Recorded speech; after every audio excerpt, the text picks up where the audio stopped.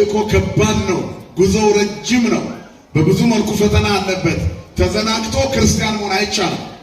በስንፍና የእግዚአብሔርን መንግሥት መውረስ አይቻልም። ጥንቃቄ ይጠይቃል። በማስተዋል መጓዝ ይፈልጋል። ይሄንን በአእምሮአችን ውስጥ ካልሳልነው እንስታለን እና እንወድቃለን፣ ግን አንጠፋም አለ ሐዋርያው ቅዱስ ጳውሎስ ቆሮንቶስ 6 ላይ። የምንሞት ስንመስል ሕያዋን ነን፣ ድሆች ስንመስል ብዙዎችን ባለጸጎች እናደርጋለን። ምንም የሌለን ስንሆን ሁሉ ግን የኛ ነው። ምንም ነገር ሳይዙ የሁሉ ባለቤት መሆን የሚቻለው የክርስቶስ ሲሆኑ ነው፣ ክርስቲያን ሲሆኑ ነው። ስለዚህ ክርስቲያናዊ ስነ ልቦና ግዙፍ ነው። በጥቃቅን ነገሮች አይሰበርም።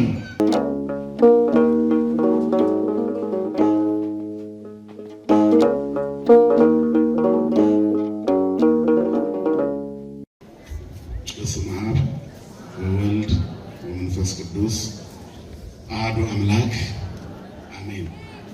ክርስቶስ ተንሥአ እሙታን አሰሮ ለሰይጣን ሰላም ኮነ። የትንሣኤያችን በኩር የፍጥረት ሁሉ ጌታ መድኃኒተ ዓለም ኢየሱስ ክርስቶስ ሙስና መቃብርን አጥፍቶ ሞትን ድል ነስቶ በትንሣኤው ትንሣኤያችንን ተስፋ እንድናደርግ ኃይል ስለሆነን ስሙ ለዘላለም የተመሰገነ ይሁን። ክቡር አባታችን መላከ ሕይወት ቆሞስ አባ ጽጌ ድንግል የዚህ ጥንታዊና ታሪካዊ ገዳም አበምኔት፣ ከሩቅም ከቅርብም ተሰብስባችሁ በውስጥም በውጭም ሆናችሁ የእግዚአብሔርን ቃል የምትሰሙ ሰንበትን ከጌታ ጋር ለማሳለፍ የተሰበሰባችሁ ምዕመናን ወምዕመናት እንደምን አደራችሁ? እንደምን ሰነበታችሁ? እንደምን አረፈዳችሁ? ለባህሪው ሽረት ለመንግስቱ መልፈት የሌለበት የዘመን ዘመናት ባለቤት የጨለማችን ብርሃን የሞታችን ትንሣኤና የትንሣኤያችን በኩር ከሞት ወደ ሕይወት ከርክሰት ወደ ቅድስና ያሸጋገረን የደከመ ጉልበታችንን በፍቅሩ ያደሰልን ዘወትር የሚራራልን አባት ድካማችንን አይቶ የሚረዳን እስራታችንን የሚፈታ ስብራታችንን የሚጠግን ፍቅሩ ከእናት ልጅ በላይ ውድ የሆነ ሁሉን የሚለውጥ እርሱ ግን የማይለወጥ ደግ አባት ቸር ልዑል መምህር መካሪ አስተማሪ አሳዳጊ አኗሪ መጋቢ ጧሪ ከመፈጠራችን በፊት የሚያውቀን ከፈጠረን በኋላ የሚያኖረን ከሞታችንም በኋላ የሚያጸድቀን አዲስ ሕይወት ያዘጋጀልን ከሞት በኋላ ሕይወት ከመቃብር አጠገብ ትንሣኤ ሙታንን የሰራልን እስከ በሌለው ዘላለማዊነት የሚያኖረን ፈጣሪያችን አምላካችን እግዚአብሔር ስሙ ለዘላለም የተመሰገነ ይሁን። ለዓለም ሕዝብ ሁሉ የተስፋ ምንጭና የድኅነት ማስገኛ የሆነች እግዚአብሔርን የምናይባት የሕይወት መስታወታችን ስለ አምላክ የምንነጋገርባት ቋንቋችን የዕድሜያችን ማስረዘሚያ ቀመር የምህረት እናት ንግሥት ፍጥረት ሁሉ እመቤት ቅድስተ ቅዱሳን ንጽሕተ ንጹሐን ሰዓሊተ ምሕረት አቁራሪተ መዓት እናታችን ድንግል ማርያም መዓትን የምታርቅ ምሕረትን የምታሰጥ ለፍጥረት ሁሉ የምታማልድ ኪዳነ ምሕረት ስሟ ለዘላለም የተመሰገነ ይሁን። መላእክት፣ ቅዱሳን፣ ጻድቃን፣ ሰማዕታት ሁሉ እንደየክብራቸውና እንደየሞገሳቸው ክብርና ምስጋና ይድረሳቸው። የትንሣኤው ጌታ መድኃኔዓለም ኢየሱስ ክርስቶስ በየቤታችን ደስታን ይሙላልን። እንደ እግዚአብሔር ፈቃድ የምንማማርበት የትምህርታችን ክፍል የሉቃስ ወንጌል ምዕራፍ 24 ቁጥር 34 ላይ ያለ ቃል ይሆናል። አማን ተንሥአ እግዚእነ ወአስተርአዮ ለስምዖን፣ ጌታ በእውነት ተነስቷል ለስምዖንም ታይቷል የሚለው ይሆናል። ይህንን ቃል የተናገሩት 11 ደቀ መዛሙርት በተዘጋ ቤት ውስጥ ተቀምጠው ነው። እነሱ ስላዩት ብቻ ሳይሆን ስምዖን ስላየው እጅግ ደስ ብሏቸዋል። ስለዚህ በእውነት ጌታ ተነስቷል ለስምዖንም ታይቷል አሉ። ክርስቲያኖች አይምሯችንንና ሁለንተናችንን ሐዋርያት የነበሩበት ዘመን ላይ እናስበው። ወደ ትንሣኤው ከመምጣታችን በፊት ከሐሙስ ማታ ጀምሮ በጌታ ላይ የደረሰውን መከራ እናስብ። ከዛ በኋላ ጌታ እስከሚነሳበት ቀን ድረስ ያሳለፉትን ጊዜ ደግሞ በአይምሯችን እናሳለው ምን ውስጥ ሊሆኑ እንደሚችሉ። እኛ ራሳችን ጾሙን ከጾምን በኋላ ስግደት ሰግደን የበረታን ከጸሎተ ሐሙስ በኋላ ሐሙስ ማታ ቀምሰን እስከ እሑድ እንጠብቃለን። ደከም ያለው ደግሞ ከዓርብ ማታ ማንኛውም ክርስቲያን ያከፍላል። ከሕፃናትና አቅም ከሌላቸው ከሕሙማን በስተቀር። እነዚህ ነገሮች የክርስቶስን መከራ እንድናስብ ስጋችንን አድክሞ መንፈሳችንን ያበረታናል። ክርስትና እንደዛ ነው። አሁን ጥሩ እንቅልፍ ካልተኛን እኮ ሰውነታችን ይዝላል። መከራ ደግሞ ምን ያህል እንደሚያዝል አስቡት። በዚህ ላይ ፍጹም አለመመገብ፣ ፍጹም እረፍት ማጣት ምን ያህል እንደሚያዝል ታውቁታላችሁ። ኃጢአት ደግሞ ከዚህ የበለጠውን ቅጣት ሲያመጣ ምን ያህል ሰው እንደሚዝል አስቡ። እኛ ነበርን የምንዝለው፣ እኛ ነበርን መከራ የሚበዛብን፣ እኛ ነበርን የምንቆስለው፣ እኛ ነበርን ታስረን የዋሊት የምንጎተተው፣ እኛ ነበርን። ያንን ሁሉ የሆነው ለእኛ ጌታችን ኢየሱስ ክርስቶስ ነው። ሞት የሚገባው ለእኛ ነበር፣ እርሱ ነው የሞተው። ግርፋት የሚገባው ለእኛ ነበር፣ የተገረፈው እርሱ ነው። በዚህ ሁሉ መካከል ለእኔ ነው ብሎ ከሚያስበው ሕዝብ ይልቅ ይሰቀል ብሎ ቢጮህ ሲበዛ ደግሞ ቁስሉ የበለጠ ያማል። እናት ለልጇ እየከፈለችለት ያለውን ዋጋ፣ እናት ለሴት ልጇ እየከፈለችላት ያለውን ዋጋ ልጇ ጎርምሳ ሳይገባት ሲቀር የበለጠ ትታመማለች። እድሜዋ በጣም ያረጃል። ወላጆቻችንን የምናጎሳቁለው በእኛ የህይወት ስንፍና ነው። እኛ ጎርምሰንባቸው በሚፈልጉት መንገድ ሳናድግ ስንቀር ፊታቸው ይጨማደዳል። ኑሮ ካጎሳቆላቸው የበለጠ ተስፋ መቁረጥ ያጎሳቆላቸዋል። ወዳጅ ወዳጁን የሚያጠቃበት መንገድ ይሄ ነው። ስለዚህ ክርስቶስን በይበልጥ በመስቀል ላይ ያሳመመው የይሁዳ መሳምና አሳልፎ መስጠት፣ የፈወሰውና ያዳነው አልጋን ተሸክመ ሂድ ያለው የመጻጉዕ በጥፊ ተነስቶ መማታት፣ ከእጁ በረከት የበሉ ሰዎች ይሰቀል አስወግደው ወደ አርቀው ሲሉ ይሄ ያም ነበረ። ያንን ሁሉ ግን ለእኛ ብሎ ቻለው። ስሙ የተመሰገነ ይሁን እና ክርስቲያኖች እግዚአብሔር ዋጋ የከፈለልን ሕዝቦች ነን የምንለው ለዚህ ነው። ይሄ አሁን የተሰበሰባችሁበት መቅደስ በደም ነው የተዋጀው። አሁን ይሄ መቅደስ የነፍስ ልብስ የሚያለብሰን ነው። ልብሱ በደም የተነከረ ልብስ ነው፣ ግን ነጭ ነው። የደም ልብስ ሆኖ ጻዕዳ ነው። ምክንያቱም ዕረፍተ መንግሥተ ሰማያት የሚያጎናጽፍ ስለሆነ ማለት ነው። እና ክርስትና እንደምንኖረው ቀላል አይደለም። ክርስትና ኪዳኑ ጽኑ ነው። ተልእኮ ከባድ ነው። ጉዞው ረጅም ነው። በብዙ መልኩ ፈተና አለበት። ተዘናግቶ ክርስቲያን መሆን አይቻልም። በስንፍና የእግዚአብሔርን መንግሥት መውረስ አይቻልም። ጥንቃቄ ይጠይቃል። በማስተዋል መጓዝ ይፈልጋል። ይሄንን በአእምሮአችን ውስጥ ካልሳልነው እንስታለን። እናም በመዋዕለ ሥጋዌ ከእርሱ ጋር ከነበሩት ውስጥ ወደ መጨረሻ አካባቢ ለትልቅ ማዕረግ የተጠበቁት ብዙዎቹ ወደ ኋላ ተንሸራተው ነበረ። ታላላቅ ታምራት የተደረገላቸው የካዱትን ያክል በዚሁ ልክ ደግሞ የሕይወታቸው መንገድ በወንጌል እንደሚቀና ትንቢት የተነገረላቸው ተስፋ የተደረጉትን ማፈግፈግ ጀምረው ነበር። ብዙ እንፈተናለን። የምናሸንፈው መጨረሻ ላይ ነው። ውጣ ውረድ ይበዛበታል። ምድር ፊት ያጨፈግጋል፣ መልሶ ይፈካል፣ እንደገና ይጨፈግጋል። ከኑሮ ወደ ኑሮ፣ ከዘመን ወደ ዘመን፣ ከእድሜ ወደ እድሜ በተሻገርን ቁጥር ሕይወት ውስብስብ ከባድ ዳገት እየሆነ ይመጣል። ግን እንሻገረዋለን። ማንን ከያዘን? እግዚአብሔርን ከያዘን። ክርስቲያን ማለት የማይታገል አይደለም፣ የማይሸነፍ ነው። ክርስቲያን ማለት የማይወድቅ አይደለም፣ የማይጠፋ ነው። እንወድቃለን ግን አንጠፋም አለ ሐዋርያው ቅዱስ ጳውሎስ ቆሮንቶስ 6 ላይ። የምንሞት ስንመስል ሕያዋን ነን፣ ድሆች ስንመስል ብዙዎችን ባለጸጎች እናደርጋለን። ምንም የሌለን ስንሆን ሁሉ ግን የኛ ነው።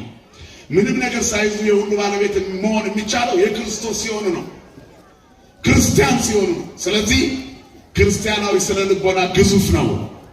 በጥቃቅን ነገሮች አይሰበርም። ለዚህ እኮ ነው በብዙ መከራና ፈተና ውስጥ ከጉልላቱ ስር ያልጠፋ ነው። እግዚአብሔር የተመሰገነ ይሁን እና እንደዚህ ያደረገ የጎበኛቸው፣ ያዳናቸው፣ የረዳቸው፣ ከፍ ከፍ ያደረጋቸው በርካታዎቹ ሲገረፍ አሽፈገፈጉ። የመጨረሻዋን ራት ሐሙስ ዕለት ቆርሶ ባርኮ ሥርዓተ ቅዳሴ ሰርቶ ሲሰጣቸው ይሄ ሁሉ ሥርዓት በመንፈሳዊነት መታጀብ ስላለበት እምነት ያለ ምግባር ከንቱ ስለሆነ ክርስትና ደግሞ ተግባራዊ አምልኮ እንደሆነ ሲያሳያቸው እግራቸውን አጠባቸው። ከነሱ ጋር የሚሸጠው ታጠበ፣ ተመልሶ ጭቃ ሆነ። እየታጠቡ ጭቃ፣ እየዳኑ ሞት፣ እየተፈወሱ መቁሰል ከዚህ እግዚአብሔር ይሰውረን ሁላችንን። ውሻም ወደ ትፋቱ እሪያም ታጥባ ወደ ጭቃዋ ትመለሳለች፣ እናንተ ግን እንደዚህ አትሁኑ ይላል ወንጌል። ስለዚህ ክርስቲያኖች ራሳቸውን ጠብቀው የሚኖሩ የሰማይ ሽታ ያላቸው ሰማይ ቤታቸው የሆነ ነው። እናም ሰብስቦ ነገራቸው። እንደሚመታ፣ እንደሚገረፍ፣ እንደሚጎሰቁል፣ እንደሚሰቃይ፣ መከራ እንደሚቀበል ታወቁ። ይደንግጽክሙ ልብክሙ፣ ልባችሁ አይታወክ አላቸው። እመኑ በእግዚአብሔር ወእመኑ በያ፣ በአባቴ እመኑ በእኔ ደግሞ እመኑ። እስመ ውስተ ቤተ አቡየ ኩሉ መሃልዎ ምዕራፍ ቦቱ፣ በአባቴ ቤት ብዙ ማደሪያ አለ፣ ማረፊያም አለ። ኩሉ ማኅደሮ ምዕራፍ ቦቱ፣ በአባቴ ቤት ብዙ መኖሪያ አለና አትታወቁ፣ ልባችሁ አይታወክ አላቸው።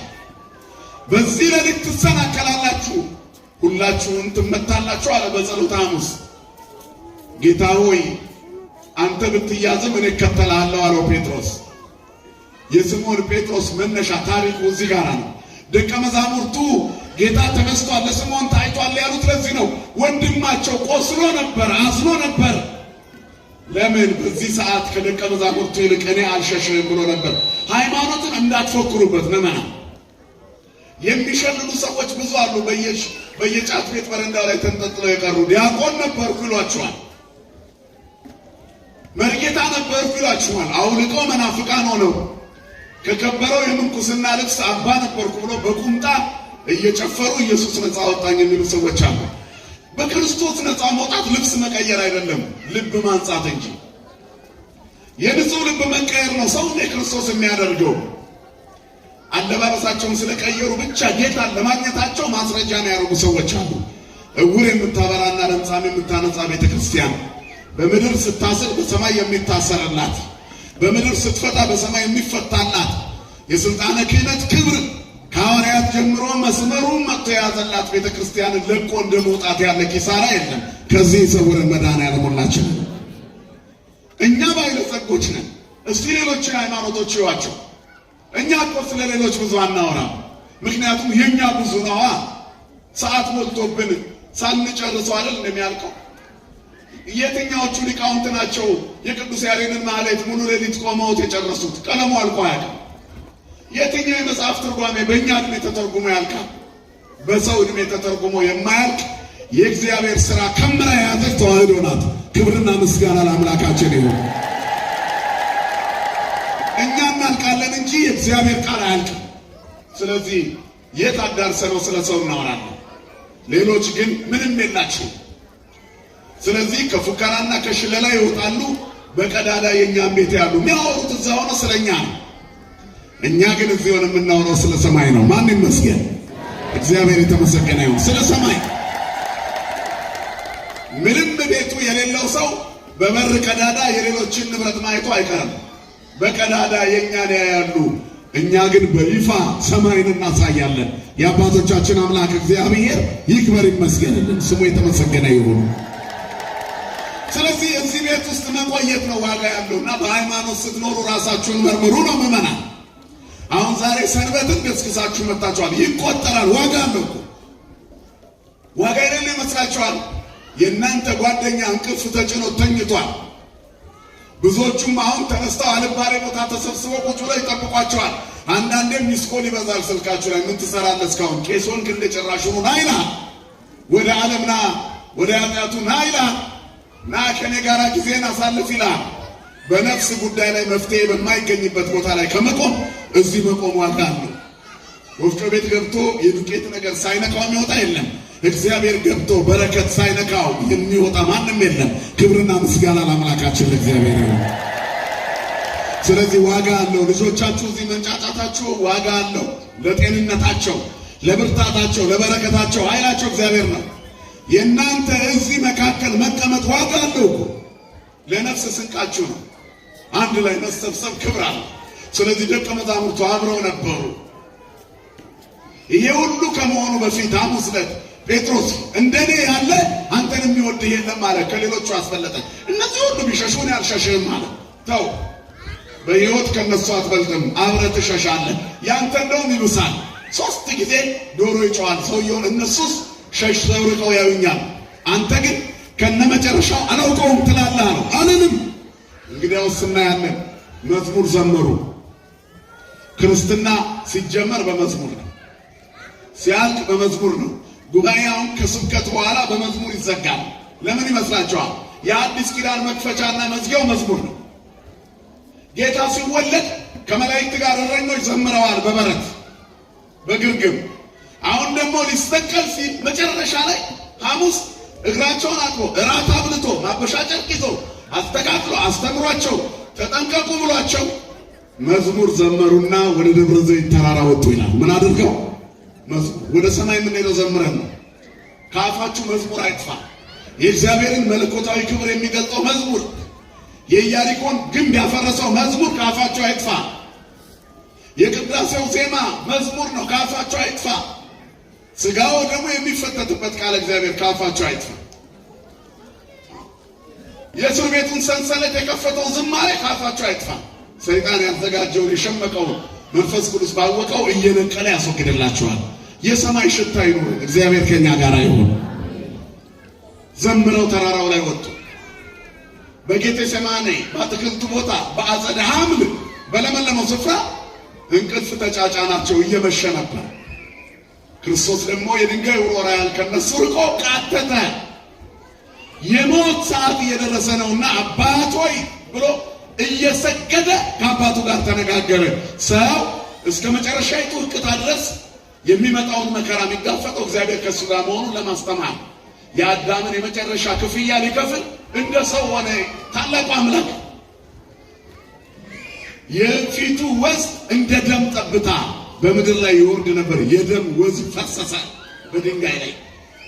ነጠብጣቡ ሞልቶ አካባቢው ረጠበ። ሲመለስ እነ ጴጥሮስ ተኝተዋል። አይደለ የሚያለው በዚያች ሰዓት እንኳን አብሮት መቆየት አቃተው። ክርስትና ፉከራ አይደለም፣ ሽለላ ነው። ጌታ ነፃ ወጣኝ፣ ኢየሱስ በዚህ በኩል አድርጎኝ በዚህ አድርጎ። አንዳንዴ በኢየሱስን በስልክ ሰማይ ደውዬ ያገኘሁት የሚሉ ሰካራሞች በዝተዋል ምድሪቱ ላይ። የምድሩን ኔትወርክ ስጋ ሁሉ ነገር ስጋዊ የሆነ ሲሄድ ሰማይ ላይ ኔትወርክ ዘርግቶ በኢትዮ ቴሌኮም በሳፋሪኮም አይታወቅም፣ ብቻ ኢየሱስን ደውሎ ያገኙታል። እዚህ ድረስ ሰው በእግዚአብሔር ላይ መቀለድ ጀምሯል። የዘንዶ ምርኮኛ ስትሆኑ እንዲህ ነው የምትሆኑት። ከዚህ ይሰወራል። በመለኮት አይቀለድም። አያችሁ፣ አትሳቱ፣ በኩራትም አትናገሩ፣ እግዚአብሔር አይዘበትበትም፣ አዋቂ ነው አለች ሐናም ሳሙኤል። የተሰጣትን በረከት ይዛ መቅደሱ ፊት ቆማ ሰጣ ስትመለስ ሌላ እንደሚሰጣት እርግጠኛ ናት። መጣችሁ ወደ ምጽዋት ውስጥ ብር አስቀምጣችሁ ስትገቡ እንደሚተካላችሁ እርግጠኛ ናችሁ። ነጋዴ ዕቃ ገዝቶ ሸጬ አተርፈዋለሁ ይላል። ይበሰብስብኛል የሚገዛኝ የለም ብሎ አይፈራም። ቢከስር እንኳን ኪሳራው ዕውቀት ይሆነዋል፣ ለሚቀጥለው ይማርበታል። ዓለም ይሄንን ያህል ካስተማረች ለክርስቶስ ሰጥቶ የከሰረ ማንም የለም። ለእግዚአብሔር ቤት ጊዜውን ሰጥቶ የከሰረ ማንም የለም። አሁን ጊዜ የባከነባቸው የሚመስላቸው ሰዎች አሉ። በዓለም ተቀምጠው እየከሰሩ ያሉት እነሱ ናቸው። እኛ እያተረፍን ነው። ከማን ጋር ስለሆነ? ክብርና ምስጋና ለስሙ ይሁን። ስለዚህ ሃይማኖት ተስፋማነት የሚሆነው እንዲህ ሲያመልኩት ነው። እግዚአብሔር አሁን እያመለክ ነው።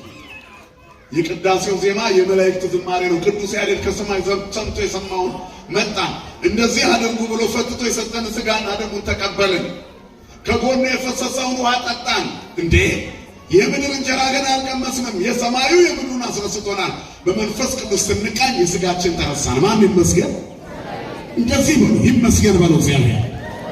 እንደዚህ ትልቁ ሀብትና በረከት ይሄ ነው። በምስጋና እንደ መኖር ያለ ተአምር የለም። ስለዚህ ክርስቲያን በኩራት አይናገርም። ጴጥሮስ በሊቀ ካህናቱ ግቢ እንዳይጸና የከለከለው በአትክልቱ ቦታ መጽናት ስላቃተው ነው። በአጸደ ዓመት በመከራ ሰዓት የሚኖረን ጽናት የሚቀጥለውን የበለጠ እንድንጋፈጥ ኃይል ይሆነናል። ትግሁ ወጸልዩ ከመ ይትባኡ ውስተ መንሱት፣ ትጉና ጸልዩ ወደ ፈተና እንዳትገቡ ጥቂት ሰዓት እንኳን አትቆዩም ከኔ ጋር አላቸው ጌታ። አሁን እኮ ልለያችሁ ነው። ጥቂት ጊዜ አታዩኝም፣ ጥቂት ጊዜ ደግሞ ታዩኛላችሁ። ከዚያ በኋላ አንዱ ስለ ሁሉ ይሞታል፣ ሁሉም ደግሞ ስለ እርሱ ይሞታል። ክርስትናው መንገዱ በዚህ ይቀጥላል እና ዓለምን ትለውጣላችሁ። እኔ የምሰጠውን ጸጋ ተቀብላችሁ በረድኤተ መንፈስ ቅዱስ የኔን ሥራ ለዓለም ታዳርሳላችሁ ብዬ አስባለሁ። እናንተ በዚህ ሰዓት መተው እንደ ወንበዴ ሊይዙ እንደሚመጡት ሰዎች እስኪመጡ እንኳን ከኔ ጋር መታገስ አቃታችሁ ተነሱ አላቸው። ሲመለስ ተኝተዋል። በሶስተኛው ከ12 አንዱ ይሁዳ ጌታውን ሊሸጠው በ30 ብር መጣ። በነገራችን ላይ ኃጢአት ልኬታ የለውም፣ አዋርዶ ነው የሚጥለው። ስርቆት የለመደ ሰው ይዋረዳል። ትልቅ ፎቅ ኖሮት እንኳን ስብርባሪ ሞባይል የሰው ኪስ እየገባ መስረቁን አያቆምም። ልምድ ነዋ። ክፉ ልምድ ቶሎ አይለቅም እኮና ክፉ ልምድ ቶሎ አይለቅም። በእንደዚህ የሚኖሩ ሰዎች አሉ። በክፋት የሚኖሩ ሰዎች መዝረፍን ገንዘብ ካደረጉ ቢታያቸው መዝረፉ። ቤተ ክርስቲያን እንኳን ቢመጣ ንስሐ ካልገባ ሌባው የሚያየው ቦርሳ ነው፣ ጫማ ነው። ለዚህ እኮ ነው ቤተ ክርስቲያን ውስጥ ዕቃ ጠፋ ይሄ ጠፋ የሚባለው። ዳዋ አይምሰላችሁ የሚሰርቀው። እናንተ የምታስቡት ብትቶ የለበሰ ሌባ ነው አይደለም። ምናልባት ቪኤት ያለው ሌባ ሊሆን ይችላል መጥቶ የሚሰርቀው። ልምድ ነው። ሰይጣን ካቆረበ አይለቅህም። እግዚአብሔር ከዲያብሎስ ይለየሉላችንን። ስለዚህ ከሰይጣን ተለይቶ መኖር እዚህ ቤት ውስጥ መቆየት ነው። አሁን ስትቆዩ ይቃጠላል፣ ይለበለባል። ተነስ ይላል፣ ተነሽ ይላል። ውጣ ሂድ፣ ከዚህ ተንቀሳቀስ፣ ይበቃል የሚል እንኳን ነው። አሁን ስንት አቋርጦ ይወጣል ከእናንተ ማለት ሄዶ ግን ምንም አይሰራም። ሮጣ የወጣችዋ ምኑንም ሳሰረው ቅዳሴ አለ። ምኑንም የቅዳሴው ሰዓት እስከሚጀምር እንቅልፍ ይጥለናል። ወይኔ አረፈርኩኝ በቃ ተመልሼ ልተኛ ስሉ እንቅልፉ የለም። እሱ የሚፈልገው የመጀመሪያውን ሰዓት ማሳለፍ ነው። ይርፈድ ገስጻችሁ ነው። እዚህ ቢዘገይም የሚቀርበው የሌለ ጌታ ይጠብቃችኋል። ስሙ የተመሰገነ ይሁን። በሁሉም ጊዜ አረፈድሽ አይልሽም። ጠዋት ለመጣ የወንጌል ላይ አይታችኋል አይደል? አሰሪው ሰራተኛ ፈለገ። በጠዋት ወጣ 3 ሰዓት ላይ ሰራተኛ አለ። መጡ። አንዳንድ ዲናር ተዋዋሉ፣ ገቡ። ከዚያ 6 ሰዓት ላይ ተጨማሪ ሰራተኛ ፈለገ። ሲወጣ ሰዎች አገኘ፣ አስገባቸው፣ ስሩ አላቸው ከነዛ ጋር። ከዚያ በኋላ 9 ሰዓት ላይ ወጣ ድጋሚ። ስራ የሚፈልጉ የሚከራተቱ ሰዎች አየ፣ ኑ ግቡ አለ፣ አሰራቸው፣ ስራ አስገባቸው። 11 ሰዓት ላይ ሲወጣ ስራ አጥተው ሙሉ ቀን የሚቃቁ ሰዎች በዛ ጋር ሲያልፉ አየ፣ ኑ ግቡ ስራ አለ አላቸው። ለሁሉም አንዳንድ ዲናር እኩል ከፈላቸው ከጠዋቶቹ ጋር በተስማማው። የጠዋቶቹ ከፋቸው። ምን ነው ቀነስኩባችሁ እንዴ አላቸው። አይ የኛንማ ልካችንን የሰጠን። ታዲያ አሁን ለመጡት እኮ 1 ብር ሰጣቸው፣ 1 ዲናር ሰጣቸው። ባልሰጣቸው የናንተ ነው አይደለም የራሴ ነው። ከናንተ አልቀነሱ። ምን አስመቀኛቸው? ክርስትና እንደዚህ ነው። 40 ዓመት ሙሉ ዘግቶ የጸለየ አለ። አንድ ቀን መጥቶ ንስሐ ገብቶ ልቡ ተሰብሮ የቆረበ የዛን ቀን ቢሞት ገነት ይገባል። 40 ዓመት ሱባኤ ልቦም ገነት ይገባል። እግዚአብሔር ደግ ነው፣ ስሙ የተመሰገነ ይሁን። አረፈርሽ አይልሽም፣ ዘገየ አይልህም። ጫትህን ትፋው፣ ሲጋራን ወርውረው፣ ምቀኝነትን ሐሜትን ትፊ። ከዚያ በኋላ ልጁ ነሽ። መድኃኔዓለም የሞተለትን ፍጥረት በክፋት እያሰብሽው ከኖርሽ ቂም በቀልሽን አንሺ። 11ኛው ሰዓት ላይ ብትመጪም በ12 ሰዓት ስትሞጪ ነፍስሽን መላእክት ነው የሚቀበሉት። እድሜ ዘመንሽን ከኖርሽበት ኃጢአት ይልቅ የተመለስሽባት 1 ሰዓት ትበቃለች። መሐሪ ነው እግዚአብሔር፣ ይቅር ባይ፣ ትከሻው የማይዝን መሸከም የሚችል አባት፣ ይቅር የሚል ይቅር ሲል የሚረሳ ሩሩ ጌታ እኮ ነው እኛ ጋር ያለው። እናንተ ያለነው በሱ ላይ የትኛው ጽድቃችን አቁሞን ነው የተገኘ ነው? ገመናችን ተሸፍኖ እንጂ ነጩን ቀሚስ ለብሼ ስቆም ስንት ጥቀርሻ ውስጥ እንዳለ ማውቅ ሆነ ነኝ። እናንተም ታውቁታላችሁ። ከነጩ ነጠላ ጀርባ ሰውነታችን ምን ያህል እንደረከሰም እናውቀኛለን። ግን ደግ አባት አለን። የማንጠፋው የማያጠፋን አምላክ ስላለን ነው። ከሚጠፉት ወገን አላደረገንም። የሚሰማ ጸሎት የለንም፣ አፋችን ሻግቷል። የሚሰማ አምላክ ግን አለን። ክብርና ምስጋና ለስሙ ይሁን። እኛ ምን ጸልየው ርኩሳንን፣ የሚሰማን ግን ቅዱስ ነው። ቅዱስ አባት አለን የሚሰማን። በረከሰ አፋችንም አባቶች ስንለው እነሆ ልጆቼ ይለናል። አባት ልጁን ይወደዋል፣ በጭቃ እየተንከባለለ ቢጠብቀው ገና ሲመጣ አይቶት አባቴ ብሎ ወደሱ ቢመጣ ከነጭቃ አልቀበልህም አይለውም፣ ብድግ አድርጎ ያራግፍለታል። ጭቃውን እየጠረገ ይስመዋል። የልጁ ቆሻሻ ሳይሆን ልጅነቱ ይታየዋል። እኛም ለአባታችን ለእግዚአብሔር እንደዚህ ነው የምንታየው። መቆሸሻችን ሳይሆን ልጅነታችን ይታየዋል። ፍቅር ስለሆነ አልፎ ያየናል። ክብርና ምስጋና ለስሙ ይሁን። ተሻግሮ ያየናል። ዘረኝነታችንን ተሻግሮ፣ ቂመኝነታችንን ተሻግሮ፣ ሟርተኝነት መተተኝነታችንን ተሻግሮ፣ ጥንቆላና ሐሜታችንን ተሻግሮ፣ ዝሙትና ርኩሰታችንን ተሻግሮ፣ ምቀኝነትና ክፋታችንን ተሻግሮ ሰውነታችንን ያየዋል። ስሙ የተመሰገነ ይሁን። ተሻግሮ የሚያይ አባት አለ። ከሱ ጋር መቆየት እንዴት ያለ ደግነት! ግን ይሄንን ማድረግ ስላቃተው በትናንሽ ሽርፍራፊ ነገር ይሁዳ ወደቀ። ዛሬም ብዙ ይሁዳዎች አሉ። አማናዊቷን ትልቋን ግዙፏን ቤተክርስቲያን ረጅም ዘመናት የሆነችዋን ቤተክርስቲያን እንክልካይ በሆነ ትንንሽ ተልከስካሽ በሆነ ነገር ሸጠዋት ይወጣሉ። ሰባኪያን የነበሩ ዲያቆናት የነበሩ ዘማሪያን የነበሩ ሲወጡ እዚህ ያሉ የሚናገሩት ቃል እግዚአብሔር የጠፋባቸው ሰዎች የሉ። ድምፃቸውን ከካሴታቸው ላይ ሳንረሳ ቪሲዲያቸውን ከቤታችን ሳንጥለው እዛ ቤት ሲሆኑ ሲጠፋባቸው እቺ ቤት ምን ያህል ባለሞገስ እንደሆነች ገብቶናል። ማን ይመስገን? ክብርና ምስጋና ለአምላካችን ይሁን። የት ሄደ ያ የሚስረቀረቀው ድምፅ? የት ሄደ ነጎድጓዱ ድምፅ? የት ሄደ? የት ሄደ ያ የሚያምረው የተዋበው የተስረቀረቀው ቆንጆ ሲያዜም የሚያምረው ድምፅ? የት ሄደ? እዛ ሲገባ ይሄ ቤት ነው በረከቱ ያለው ቅባቱ ያለው እዚህ የመንፈስ ቅዱስ ቅባት ያለው ጸጋ ያለው እዚህ ቤት ውስጥ ነው። እንዳትወጡ ከዚህ ቤት ሞኝ አትሁኑ። የወጣው ጥቀርሻ ሲለብስ ጸጋው ሲከፈፍ እርቃኑ ሲቆም እያያችሁ አትሂዱ። ተስፋ እግዚአብሔር ከራቀው ጸጋ እግዚአብሔር ከተለየ መጨረሻው ከማያምረው ጋር ከመቆም እግዚአብሔር ይሰውራል። ከዚህ በኋላ ይሁዳ ሳመውና ሰጠው መድኃኒታችንን። ወዳጄ ሆይ ያለ ክርስቶስ ይሁዳ ሲሰማው እንደ አለንጋ አመመው ክርስቶስ።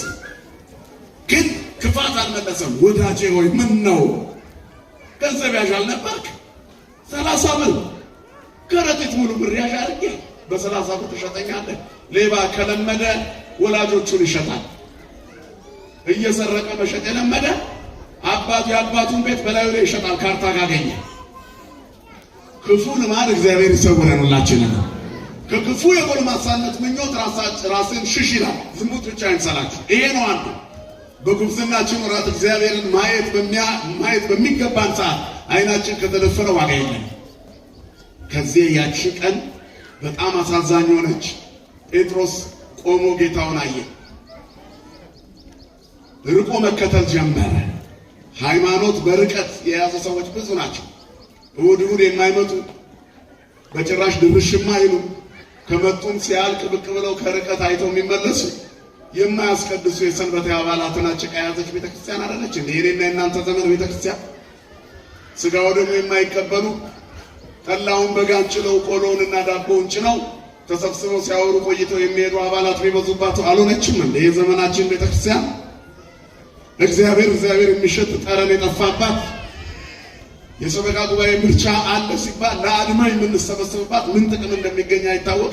አደራው ብዙ ሸክሙ ከባድ መሆኑ እንኳን መገንዘብ ያቃተን አይደለን እንዴ የዚህ ዘመን ቤተክርስቲያን? አጠገባችን ጋር የምናያቸው በክፋት የሄዱ ሰዎች የሚያሳዩንን እድገት እዚህ ቤተክርስቲያን ውስጥ በክፋት ለማየት የምንተጋ አይደለንም እንዴ? እግዚአብሔር ልቦና ይስጠለውላችሁ። ስለዚህ ርቆ ተከተለ። ርቃችሁ አትከተሉ ቤተክርስቲያን። ወደ መሃል መግባት ያስፈልጋል። ጠጋ ማለት ሃይማኖት ተጠግቶ በረከት ማግኘት ነው። ግቡ፣ ወደ ቅዳሴው ግቡ፣ ወደ ዕጣኑ መዓዛ ግቡ። የሰዓታቱን ድምፅ ስሙ። የአባ ጊዮርጊስን ድርሰት አንብቡ፣ ተመራመሩ። የኢትዮጵያ ቤተክርስቲያን ብትጠና የማታልቅ ናት። ለምን መሰላችሁ? ማለዳ አዲስ የሆነ እግዚአብሔር በየቀኑ አዳዲስ መጻሕፍትን የሚያክል ተአምራት በእሷ እጅ ያደርጋል። ክብርና ምስጋና ለስሙ ይሁን። ሁሉን ማድረግ የሚችል አምላክ ጉልላቷ ነው። ማን እግዚአብሔርን አጥንቶ ይጨርሰዋል? ተዋህዶም እንዲህ ነች። በሃይማኖት ስትኖሩ ራሳችሁን መርምሩ ማለት ይሄ ነው። ርቆ ተከተለ። ከዚያ በኋላ የእግዚአብሔር ልጅ ባለበት አፉ ሰውየውን አላውቀውም አለ ይላል። እሳት እየሞቀ የዓለምን እሳት ስንሞቅ የእግዚአብሔር ፍቅር ይረሳል። የሚጠፋ እንጨቱ ሲያልቅ የሚቆመውን እሳት አትሙቁት። ለዘላለም የሚያሞቀንን የመንፈስ ቅዱስን እንጠጋ፣ ወደ እግዚአብሔር እንጠጋ። ውስጣችን ስጋዊነት ሲበዛብን እግዚአብሔር እንጠጋ። መንፈሳዊነት ያለብሰናል። በኑሮ ትግል ውስጥ እንሸነፋለን ብለን ስንፈራ እግዚአብሔርን እንጠጋ። በትግላችን ውስጥ የማይተውን ኃያል እግዚአብሔር ጉልበት ይሆነናል። ኃይልን በሚሰጠን በእርሱ ሁሉን እንችላለን። መከራ ሲደቁሰን ወደ እግዚአብሔር እንጠጋ። የነጻነት አምላክ መከራውን ያሻግረናል። ሲርበን ሲጠማን ወደ እግዚአብሔር እንጠጋ። ረሃብና ጥማት ያልፋል፣ የእሱ እርካታና ጥጋብ ይበልጣል። ፍትህ ስናጣ ወደ እግዚአብሔር እንጠጋ። ፍትሐ ግፏን ወስጥ እንጽሩ ይላልና በቅንነት የሚፈርደው እሱ የመከራ ፋይላችንን ይዘጋል። ስሙ የተመሰገነ ይሁን። በአልጋ ቁራኛ በደዌ ዳኛ ስንያዝ የሞት ስጋት ሲሰለጥንብን ወደ እግዚአብሔር እንጠጋ። ሐኪሞች ያልቻሉትን በሽታ በአንድ ኩባያ ጸበል መቀየር ይችላል አይችልም? ይችላል። ወደ እግዚአብሔር እንጠጋ። ሸክምን ወደሚያቀለው ወደ እግዚአብሔር፣ ብርታትን ወደሚሰጠው ወደ እግዚአብሔር፣ ኃይል ወደሚሆነው ወደ እግዚአብሔር እንጠጋ። እግዚአብሔር ጉልበት ይሆናል ለሁላችን። ከዚህ በኋላ ያለው የጴጥሮስ ታሪክ አላበዛባችሁ። አላውቀውም አለ። ሰውየው የገሊላ ሰው ነው። ይህም ሰው ከሱ ጋር ነበር። ኧረ እኔ አልነበርኩም ብሎ ዞር አለ። ሌላ ጋር ደግሞ ሴት በእውነት አነጋገር ይገልጻል። አንተ ሰው ከሱ ጋር ነበር? በፍጹም አንቺ ሴት የምትይውን አላውቀውም አላት። እሳት ከሚሞቁ ሰዎች መካከል ጠጋ ብሎ አብሮ መሞቅ ጀመረ። ሲያሙት አብሮ ሊያማናዋ አነጋገር ይገልጣል። ምን ተናግሮ ይሆን ጴጥሮስ? ዓለምን እየተጠጋን በሄድን ቁጥር እግዚአብሔርን እየናቅን እንመጣለን። መጨረሻችን ውድቀት ይሆናል። ሰዎች እግዚአብሔር ላይ የሚነሱት ዓለም ላይ ሲጣበቁ ነው። ዓለም ጨው የበዛባት ውሃ ናት። በጠጧት ቁጥር ትጠማለች፣ ጤና አትሆንም። ብላት ቢጠጧት አይቀር ከሞት። እግዚአብሔር ከዚህ ይሰውረን። በመጨረሻ አንቺ ሴት ሰውየውን ይሄ ሰው በእውነት ከእርሱ ጋር ነው ሲሉት፣ ኧረ እኔ ሰውየውን አላውቀውም አለ። ጌታውን ሰውየውን አለ። ከባድ ክደት እኮ ሰይጣን እያቀመሰ ወደ አውሬነት ይለውጠናል። ውለታ የምንረሳ ያደርገናል። እጅ ነካሽ ያደርገናል። አንተ የእግዚአብሔር ልጅ ነህ ባለበት አፉ ሰውየውን አለ። የሰው ልጅ ማን ይሉታል ብሎ ነበር ጌታ። ሰዎች የሰው ልጅ ማን ይሉታል? በስጋዌ ኤርምያስ ይሉሃል፣ ኤልያስ፣ ሙሴ ይሉሃል፣ መጥምቁ ዮሐንስ፣ ከነቢያት አንዱ ነው ይሉሃሉ። አንትሙኬ መነ ትብሉኒ፣ እናንተ ማን ትሉኛላችሁ ብሏቸዋል። አንተ ክርስቶስ ወልደ እግዚአብሔር ሕያው። ጴጥሮስ ነህ። አንተ እኮ የሕያው እግዚአብሔር ልጅ ክርስቶስ ነህ አለ።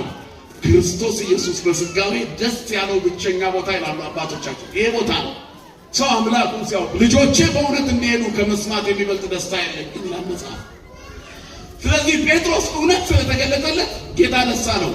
ኦ ስምዖን ወልደ ዮና፣ የዮና ልጅ ስምዖን ሆይ ኢከሰተ ለከ ሥጋ ወደም አላ መንፈስ አቡየ ዘውስተ ሰማይ፣ የአባቴ መንፈስ በሰማያት ያለው ገለጠልህ። አንተ ኮክ በዲበ ዛቲ ኮክ አንጻ ቤተክርስቲያኔ፣ በዚህች ዓለት ላይ ቤተክርስቲያንን አንጻለሁ። ያቺም ማለት አንተ ነህ። ዋና ገጸ ሲኦል ይይል ወይ ሲኦል ኃይሎች አያናውጧትም። እንዲህ ብሎ መስክሮ አምላኩን ያስደሰተ ጴጥሮስ ከዓለም ጋር ሲገናኝ ሰውየውን አላውቀውም። የእግዚአብሔር ልጅ ባለበት አፉ ሰውየውን አለ። ጌታ ሆይ ባለበት አፉ ሰውየውን አለ። እንዲህ ከመለወጥ እግዚአብሔር ይሰውረን። የዓለምን ጸበል ስንጠጣ እንደዚህ ነው።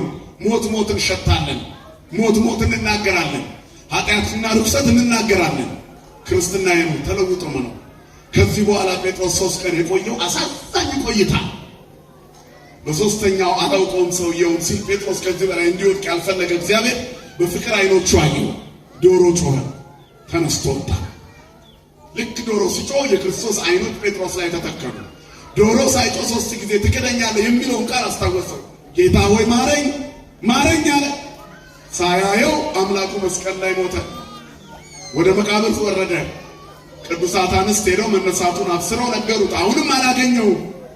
የተልባ እግር ልብሱን ከፈኑን ይዞ ተጸጽቶ እነሳለሁ እንዳለ ትዝ ብሎ ተመልሶ ሲሄድ እግዚአብሔር ለስምዖን ጴጥሮስ ተገለጠለት። ሐዋርያው ቅዱስ ጳውሎስ አንደኛ ቆሮንቶስ ምዕራፍ 15 የትንሣኤውን ነገር በተረከበት ከአባቶቼ የተማርኩትን እነግራቸዋለሁ። ክርስቶስ እንደሞተና እንደተሰቀለና እንደሞተ እንደተቀበረ በሶስተኛው ቀን እንደተነሳ እነግራቸዋለሁ። ከዚህ በኋላ ለኬፋ ታየ። ለኬፋ አላውቀውም ላለው ለኬፋ፣ ሰውየውን ብሎ ለተናገረው ለኬፋ፣ ኬፋ የተባለው ስምዖን ጴጥሮስ ነው። ስለዚህ ከዚያ ቀጥሎ ደግሞ በዝግ ቤት ላሉት ታየ። 500 ለሚሆኑት ለአምስቱ ቤት ታየ።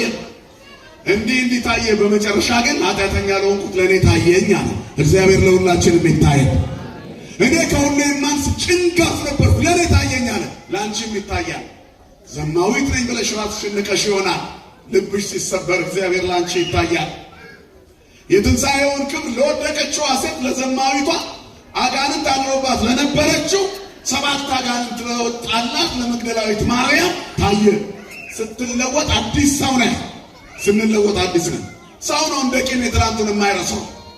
በእግዚአብሔር ፊት በንስሐ ተጸጽተን ከቆምን እግዚአብሔር ይገለጥልናል፣ ለሁላችንም ይታያል መድኃኒዓለም። ስለዚህ ጌታ ተነስቷል አሉ በዝግ ቤት። በእውነት ለስምዖንም ታይቶታል። ላለቀሰው ስምዖን፣ ለተጸጸተው ስምዖን፣ አላውቀውም በማለቱ ልቡ ለተሰበረው ለስምዖን ታይቷል። ስለዚህ ጌታ ለእኛም ይታያል። ልባችን ይሰበር፣ ንስሐ እንግባ፣ እንጸጸት። ክርስቲያን ማለት የሚጸጸት አይምሮ ያለው ነው። እንደ ጴጥሮስ የሚጸጸት አይምሮ ላለው ክርስቶስ ይገለጣል።